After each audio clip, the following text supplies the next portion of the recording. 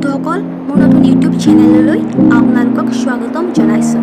আশা ৰাখিছোঁ আপোনালোকে সকলোৱে ভালে আছে, কুশলে আছে, মংগলে আছে। আজি মই আপোনালোকৰ আগত হনুমান চালিচাৰ বিষয়ে দুআষাৰমান ক'বলৈ আগবাঢ়িছোঁ। হনুমান চালিচা কিয় পঢ়িব লাগে, হনুমান চালিচাৰ পৰা কি উপকাৰ হয়, সেই বিষয়ে মই আপোনালোকৰ আগত ক'বলৈ আহিছোঁ। যদি কিবা দুৰ্গতি হয় ক্ষমা কৰিব। হনুমানৰ বিষয়ে কোৱাৰ আগতে অকণমান হ'লেও তেওঁৰ জন্মৰ কথা মই আপোনালোকৰ আগত ক'ব বিচাৰিছোঁ। মাতা অঞ্জনাৰ পুত্ৰ লাভৰ বাবে মহাদেৱক ধ্যান কৰিছিল আৰু সেই ধ্যানত প্ৰসন্ন হৈ মহাদেৱে তেখেতক বৰ দিছিল যে তেওঁৰ গৰ্ভত পুত্ৰ হিচাপে মহাদেৱৰ একাদশ ৰুদ্ৰ অৱতাৰে জন্মগ্ৰহণ কৰিব, অৰ্থাৎ মহাদেৱেই তেখেতৰ গৰ্ভত জন্ম লাভ কৰিব, যাৰ নাম হনুমান হ'ব।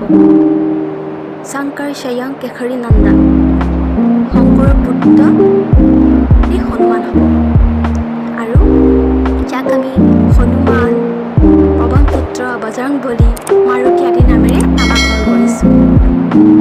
এতিয়া আহকচোন হনুমানৰ উপকাৰিতাৰ বিষয়ে আমি কি কি শিকিব পাৰোঁ। প্ৰথমটো হৈছে আমি হনুমান চালিচাৰ পৰাই হওক বা হনুমানৰ বিষয়ৰ পৰাই হওক আমি শিকিব পৰা প্ৰথমটো হৈছে জীৱনত কেতিয়াও অহংকাৰ ভাৱ আনিব নালাগে। যিমানেই ডাঙৰ হওক বা যিমানেই উচ্চ স্তৰত থাকক, ডাঙৰ মানুহ হওক, কিন্তু কেতিয়াও যিমানেই সফল হওক বা যিমানেই ডাঙৰ ডাঙৰ চাকৰি হওক বা বিজনেছেই কৰক বা ব্যৱসায়ে কৰক, নিজৰ ভৰিটো কেতিয়াও সদায় মাটিৰ তলতে ৰাখিব লাগে। নিজক কেতিয়াও বহুত ওপৰলৈ তুলি দিব নালাগে। নিজক অহংকাৰ কেতিয়াও কৰিব নালাগে। মানুহে যেতিয়া ধ্বংস হয়, ধ্বংসৰ পতনৰ মূল উৎস হৈছে অহংকাৰ। অহংকাৰে মানুহক পতন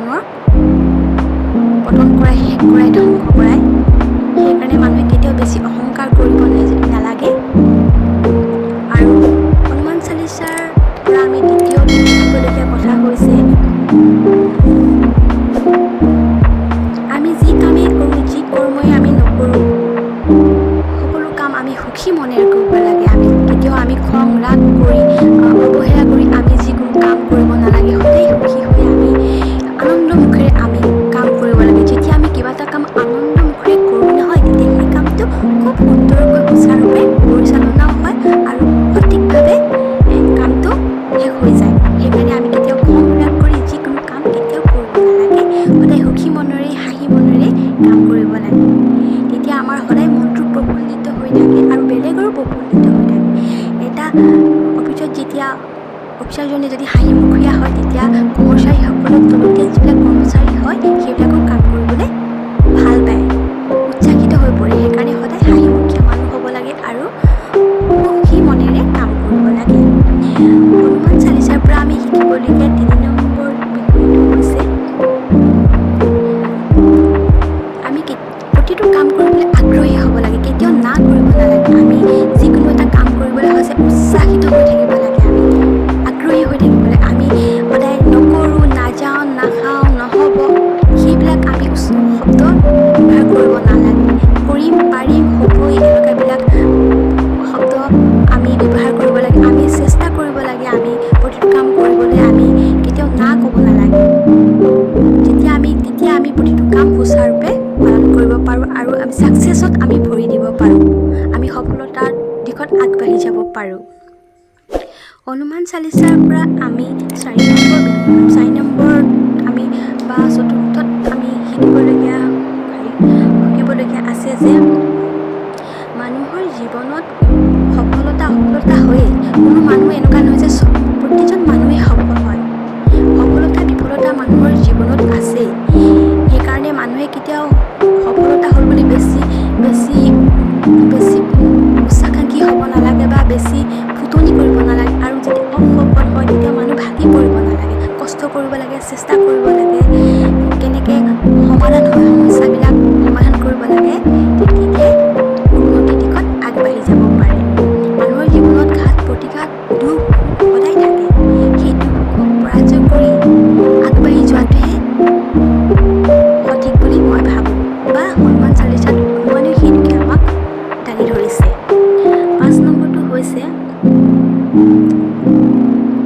কেতিয়াও নিজৰ মৰ্যাদাটো কেতিয়াও হেৰাব নালাগে। নিজক মানুহে কেতিয়াও পাহৰি যাব নালাগে। যেনেদৰে হনুমানে যেতিয়া সীতাক আনিবলৈ গৈছিল, সীতাক লগ কৰিবলৈ গৈছিল প্ৰথমবাৰ যেতিয়া লংকালৈ গৈছিল, লংকাত যেতিয়া তেওঁক ৰাৱণৰ পুত্ৰ মেঘনাদে তেওঁক ধৰিছিল আৰু তেখেতক যেতিয়া ব্ৰহ্মাস্ত্ৰ মাৰিছিল, তেতিয়া তেওঁ নিজেই আত্মসমৰ্পণ কৰি দিছিল। কাৰণ তেখেতক সেইখিনি সময়ত হনুমানক কোনেও ধৰিব আনিব বা একো কৰিব নোৱাৰিছিলে, কিন্তু তেওঁ ব্ৰহ্মাক সন্মান কৰি তেওঁ নিজেই আত্মসমৰ্পণ কৰিছিল, তেওঁ নিজেই গান গাই পৰিছিল। ইয়াৰ অৰ্থ কি? নিজৰ মৰ্যাদা তেখেতে ৰাখিছিল আৰু ব্ৰহ্মাজীও মৰ্যাদা তেখেতে ৰাখিছিল। আৰু হনুমানৰ গাত ইমানেই শক্তি আছিল, ইমানেই জোৰ আছিলে, তেওঁ সেইদিনাখনি সীতাক শ্ৰী প্ৰভু ৰামচন্দ্ৰৰ ওচৰলৈ লৈ যাব পাৰিল হয়, কিন্তু তেওঁৰ প্ৰভুৰ আজ্ঞা পোৱা নাছিল বাবে তেওঁ সীতাক তাতে ৰাখি মাত্ৰ কৈছিল যে প্ৰভুৱে আপোনাক সসন্মানে ইয়াৰ পৰা লৈ যাব বুলি কথাষাৰ কৈ তাৰ পৰা গুচি গৈছিল। হনুমানে ইমান শক্তি থাকিও তেখেতে নিজৰ মৰ্যাদা তেখেতে ৰক্ষা কৰি চলিছিল। ইয়াৰ পৰা আমি বহুত কথা শিকিব পাৰোঁ। নিজৰ মৰ্যাদা মানে সদায় লগত ৰাখিব লাগে, কেতিয়াও সেইটো ধ্বংস কৰিব নালাগে। আৰু লাষ্ট হৈছে যে নিজৰ 100% দিব লাগে। যিটো কামেই আপুনি নকৰক 100% আপুনি সেই কামটোত কৰিব লাগে, চেষ্টা কৰিব লাগে, তেতিয়াহে সফলতা অৰ্জন কৰিব পাৰে। যিকোনো কামেই নহওক, যিয়েই নহওক, সৰু ডাঙৰ কোনো কথা নহয়, যিকোনো কাম কৰিবলৈ হ'লে নিজৰ 100% দিলেহে কামটো সফল হয়। আজি নোৱাৰিম সেইটো মনলৈ কেতিয়াও আনিব লাগে, চেষ্টা কৰিব লাগে। চেষ্টাৰ অসাধ্য একোৱেই নাই। আমি চেষ্টা কৰিলে বহুত কিবা কিবি কৰিব পাৰোঁ। নিজৰ মনক, নিজৰ বল, নিজৰ শক্তিক আমি চিনি পাবলৈ চেষ্টা কৰিব লাগে। নিজৰ কি প্ৰতিভা আছে আমি প্ৰথমতে চাব লাগে, সেই প্ৰতিভাবিলাক আমি প্ৰকাশ কৰিব লাগে। তেতিয়াহে আমি সেই প্ৰকাশ কৰিলে আমি মানুহৰ আগত নিজৰ এটা নাম